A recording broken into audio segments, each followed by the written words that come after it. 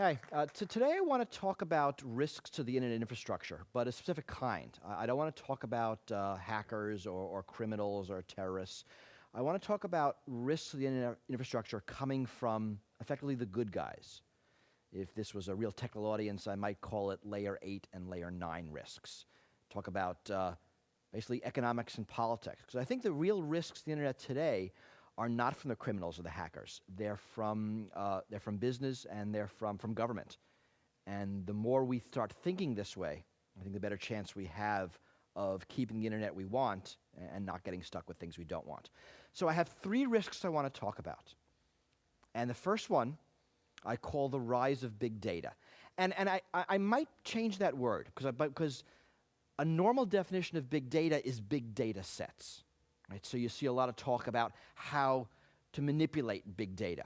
By big data, I mean an industry force, like big oil or big tobacco, right? Companies that make a living with our data and what they're doing and want to do to the internet. So I'm talking about data brokers like ChoicePoint and Axicom, companies like Google and Amazon who have our data, social networking sites like Facebook. I mean, these companies, and many, many more, are collecting our data. They're collecting it as we browse, as we send SMS messages, as we tweet. This data is more and more being saved. It's being bought and sold. It's being amalgamated, and it's being used to make decisions about us. Primarily it's advertising decisions, but more and more we're seeing this being used for things like employment decisions or college admission decisions. Right? Government makes use of this data. Right? There was a proposal several years ago, didn't come into fore to use this data at airline checkpoints. That's not happening, but this data is being used at fusion centers. Right, so more of this data is being collected, being saved, and being used. Right, from a product side, right, everything is going out in the cloud. Right, so data that used to be on our computers are now being put elsewhere, right, under the control of some other company. Now, you put a post on Facebook, and it's protected based on your privacy settings, to know who of your friends can see it and who can't. But the company on the back end can, of course, see everything, right? And they can use everything, and they do. Right? So right now we're seeing companies pushing for legislation, or more often lack of legislation that limits what they do. Right? These companies are very big, very profitable, and they're big lobbying forces, right? And they are agitating for more data, more access, less controls over what they can do. Right? I mean, they're competing to be the company that has your data and can monetize it. Right? So what does this mean? Well, a lot of ways this means a loss of control. Right? From a security perspective, we're losing control of our security.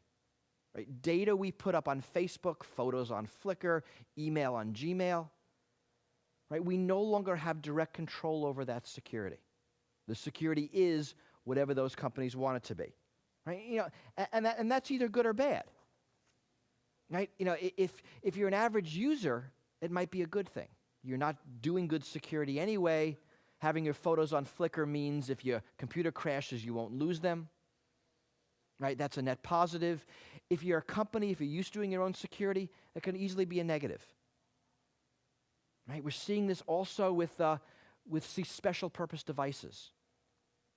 I mean, the things you can do on your iPhone are much more limited than on your computer. And there's a lot of security you can't implement. You can't implement verifiable file deletion. You can't implement a good firewall or a good antivirus. You just don't have access to that low level. Right? And that's more designed as these big data companies are trying to control more of our environment.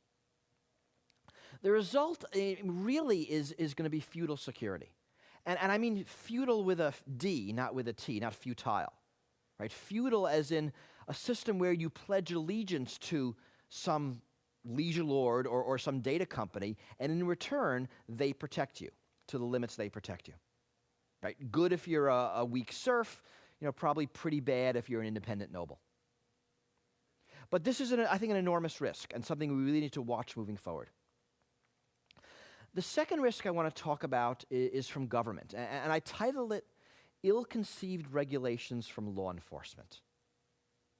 Right? More and more, we're seeing people from outside our community dictating what our community should do. Right? And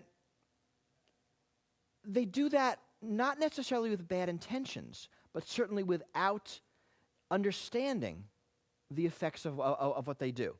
I mean, so what's going on here, right? As more stuff goes on the internet, there's more crime on the internet.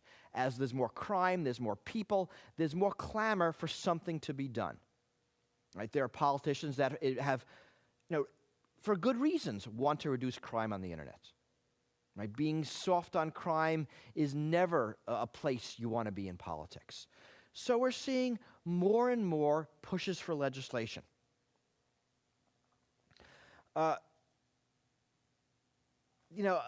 Some of this is pushed by law enforcement, trying to move some of their traditional controls to the net.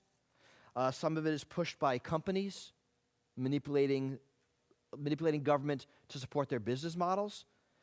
And the result is internet regulations that don't help. And I have a bunch of examples. The first one is the notion of wholesale surveillance. Right? More and more countries are eavesdropping on the entire internet. We saw that in the United States with the NSA and AT&T. Right? The NSA went to AT&T just after September 11th and said, we want to eavesdrop on everybody. And instead of AT&T saying, go get a warrant, they said, put your stuff in that closet over there and lock the door. Right? I mean, that was done because of the political situation. Certainly something that didn't make us more secure. The same thing happened in Iran, in Russia, Saudi Arabia, with BlackBerries. Those countries went to RIM and said, we want to eavesdrop on your BlackBerry users. RIM said, no, you can't do that. The country said, well, if that's the case, get out. RIM figured out how. Right? They redesigned their architecture to allow this sort of large-scale eavesdropping, right? Insecure for its users. We see that in data retention laws. I mean, more countries are passing data retention laws. And basically, they force ISPs to keep user data for a period of 6 months or a year. And you know why this is there. So the police can, if they want, eavesdrop on you backwards in time. Right? What did that person do over the past 6 months? Right? As a security guy, you know that the best way to secure data is to delete it. And once you force someone to save it, now you have to figure out how to secure it. Right? And that's hard, and that makes us all less safe. But more countries have it, and I think more are coming. The internet kill switch is a great example. That was debated in the U.S. last year. We don't have one yet, but Congress was talking about mandating that there be an internet kill switch. And this takes many forms. I always think about it as a big red button on Obama's desk, right? Stop the internet. Now, if you think about it, once you build in this capability, you need to secure it, right? To make sure that only the good guys can push the button. Right? We are a much more resilient internet if that button doesn't exist. And of course, depending on the proposal, the button does different things. It shuts off the net. It isolates your country. Certainly probably impossible for the U.S. It isolates other parts of the internet. And so it isolates certain services. There are different ways it's talked about. But largely it's the same. We don't want that capability, but it might be forced upon us. The last thing are calls to kill anonymity. We saw that it comes up every once in a while. A few years ago, Microsoft was pushing it. The idea being, and it's a pretty basic argument, right? If we just knew who everybody was, we'd know who the bad guys were, and we'd tell them to stop it. Now, it sounds good, right? To a politician can make that argument, but we in the community know, one, that anonymity. That removing anonymity doesn't automatically make things better, and two, that you cannot remove anonymity. That it is always possible to build an anonymous system on top of a non-anonymous system. Right? I mean, onion routing is a sort of an easy example. So you can't get rid of anonymity. So this technical solution won't solve the social problem. But that doesn't mean we're not going to get it, or we're not going to get any of these. Right? There are lots of companies out there willing to take government money to make these concepts work, or at least try. Right? These concepts do get airing among politicians, among the police. I mean, it's kind of hard to say no to the FBI when they say, as they're saying now, we can't eavesdrop on Skype, that's bad. You government force Skype to redesign their network. Right? But we are less secure. I mean, Skype has end-to-end encryption. It's encrypted on your computer, and it's decrypted on the person you're talking to's computer. There's nothing in the middle that allows the FBI to eavesdrop. Right? So if they wanted to, we'd have to redesign it less securely. That's my second threat. The third one is the cyber war arms race. And by this, I don't mean the threat of cyber war. I mean the threat of cyber war rhetoric and the effects of cyber war rhetoric. We are right now in the early years of a cyber war arms race, and it is fundamentally destabilizing, and it will get worse. Right? Lots of countries are building cyber war capabilities. There's lots of cyber war rhetoric out there. Do Google searches. You can search for not just cyber war, but cyber Pearl Harbor, cyber 9/11, cyber Katrina. My favorite is cyber Armageddon. And you will find articles talking about how vulnerable everything is and how important it is for the military to get involved. And the military is getting involved. US, China, Russia, NATO, UK, all these countries are building cyber weapons. And we've seen some examples. Now, on the defensive side, there's lots of talk of the military taking over some forms of cybersecurity. Right now, General Keith Alexander is agitating in Congress, in the Senate, that the NSA needs to be in charge of cybersecurity for the national defense, I apologize, the power backbone, electrical backbone, the internet backbone, and anything vaguely military. Like we were seeing it in offensive capabilities, right? Stuxnet are the first example we've seen of a military-grade cyber weapon, and it is actually quite impressive, right? And the way arms races work, right? They're fueled by ignorance and fear. You don't know the capabilities of the other side, so you assume the worst and you build accordingly. The other side does the same thing, and the result is that cyber weapons start ratcheting up. Right? And like nuclear weapons, this is destabilizing. It's possibly more destabilizing. I mean, it's certainly not as devastating, but I think there's more of a chance that a bad thing will happen. Seymour Hersh, he's an investigative reporter for The New Yorker, has done a lot of writing about cyber war policy in the United States mostly, or some in China. And what he finds is that there are things being done under the guise of preparing for cyber war that are potentially dangerous. I mean, you remember during the Cold War, we used to fly planes over the Soviet Union in an effort to get them to turn their air defense systems on so we can map them and figure out their capabilities. Well, we're all doing that in cyberspace. We're penetrating each other's networks. We're looking for vulnerabilities. We are, Hersh believes, leaving logic bombs that we might want to trigger later. And this doctrine is known as preparing the battlefield. Now, this is worrisome, right? As you do these things, these vaguely offensive actions, there's always the chance that you're going to trip something by mistake. There's always a chance that a logic bomb you leave will go off.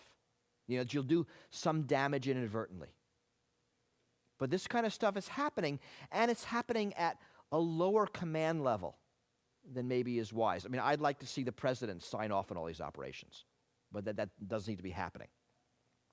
I mean, what's going on here is fueled by a lot by military contractors. There's a lot of money here by government, by the military. And the result is going to be, again, less security. So those are my three risks, right? The corporate threat of big data as a lobbying force, the government threat of internet regulations being imposed on us from the outside, generally law enforcement, and the military threat of cyber war rhetoric and the policies that result from it. So what does this all mean? Well, I mean, for us, it means that a lot of our serious internet problems are not being worked on within our community. Right? All of those examples are interest groups from the outside trying to impose their solutions on us. Remember the Sopa Pippa battle of last year? I mean, that was an example of the entertainment industry trying to really destroy part of the internet in an effort to save their business model. And the reason we won that is not because we blacked out Wikipedia and everyone couldn't do their homework and they all complained to their congressman. It's because we actually had lobbyists on our side. Right? Big data, Google, was on our side in that battle, so we won that. Right? These arguments happen not in the tech community, but in the political and the economic community. And there, it's more about power and money than being right. And that's hard for us. I mean, we're used to technical excellence. We're used to figuring out the solution. That's not the way it works out there. And we really have to get savvy in politics if we're going to keep the internet. Right? In the coming decades, the biggest threats to the internet are not coming from criminals. Right? They're coming from organizations who have seen the internet and want to shape it, and want to shape it in ways that we might not like. Right? So this is layer 8, this is layer 9, the economic layer and the political layer. Right? And we need to get smart about it. There aren't lobbyists for common sense. There aren't lobbyists for technical excellence. Right? You know, the right won't necessarily win. And if we're going to win, we have to fight. And Sopa Pippa was a great example of what we can do. So thank you very much.